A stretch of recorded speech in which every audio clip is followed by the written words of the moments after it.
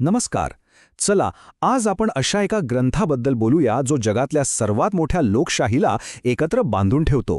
आपण भारतीय संविधानाच्या त्या प्रवासावर नजर टाकूया ज्याने आपल्या राष्ट्राला आजचा आकार दिला आहे. हा प्रश्न साधा वाटतो नाही का, पण याचं उत्तर आपल्याला थेट भारतीय संविधानाच्या हृदयापर्यंत घेऊन जातं. हे फक्त कायद्यांचं पुस्तक नाही, तर 1 अब्जापेक्षा जास्त लोकांच्या आशा आकांक्षांचा एक जिवंत दस्तऐवज आहे. म्हणायला गेलं तर हा आपल्या देशाचा आत्मा आहे. तर आजच्या या प्रवासात आपण काय काय पाहणार आहोत, तर आपण राष्ट्राच्या आराखड्यापासून सुरुवात करणार आहोत, त्याचे शिल्पकार कोण होते ते पाहणार आहोत, आणि ते एक जिवंत संविधान कसं आहे इथपर्यंतचा सगळा प्रवास आपण समजून घेणार आहोत. आपला पहिला थांबा आहे संविधानाचा पाया, म्हणजेच त्याची प्रास्ताविका.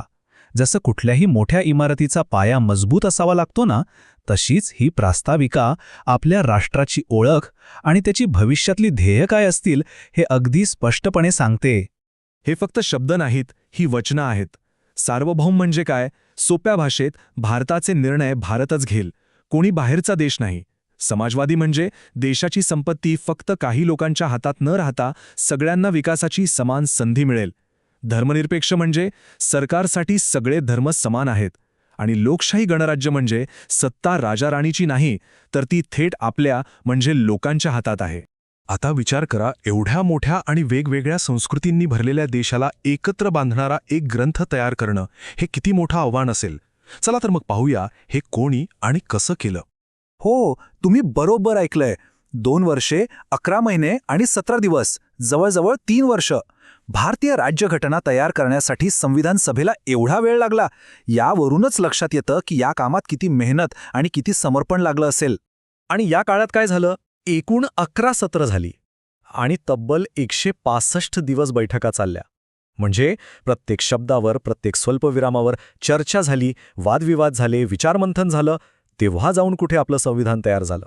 आणि हे महान कार्य फक्त पुरुषांनीच केलं असं नाही. यात सरोजिनी नायडू, हंसा मेहता, दुर्गाबाई देशमुख अशा 15 कर्तृत्ववान महिलांचाही खूप मोठा वाटा होता.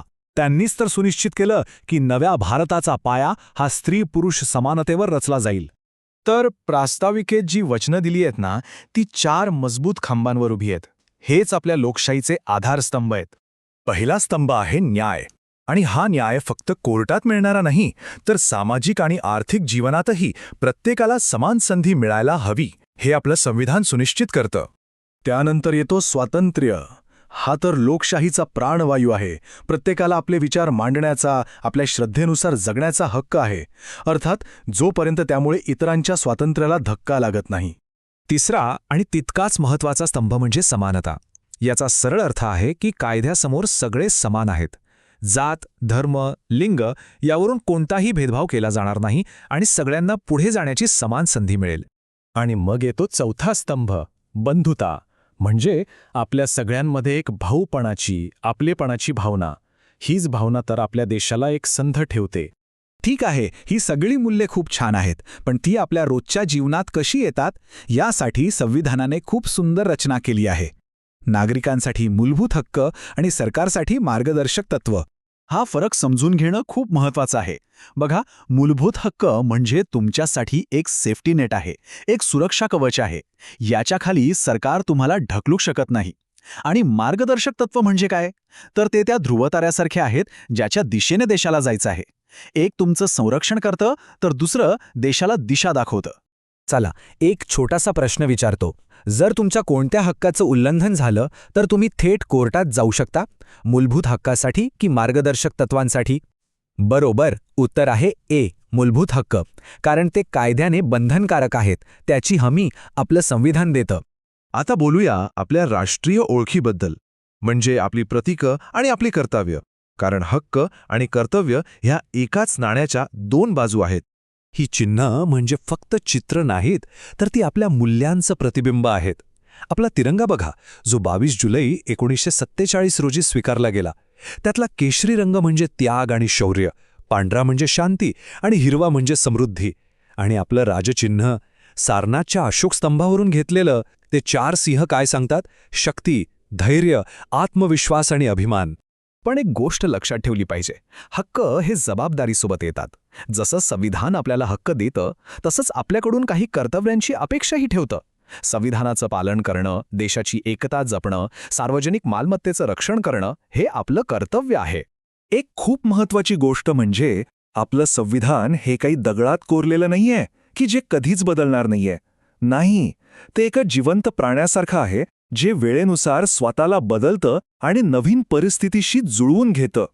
आणि या बदलावर लक्ष ठेवायला एक खूप महत्वाचा सिद्धांत आहे, मूलभूत संरचनेचा सिद्धांत.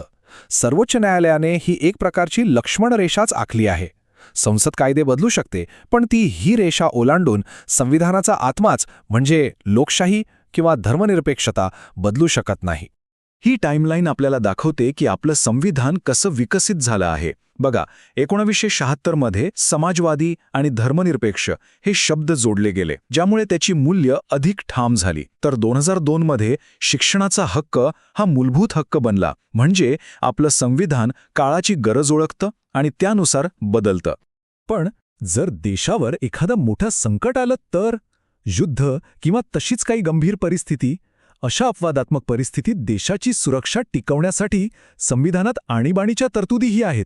हाही खूप नाजूक समतोल आहे जो फक्त आणि फक्त देशाच्या संरक्षणासाठी बनवला गेला आहे. आणि शेवटी हा प्रश्न आपल्या सगळ्यांसाठी आहे. संविधान म्हणजे एका पिढीने पुढच्या पिढीला दिलेलं एक वचन आहे.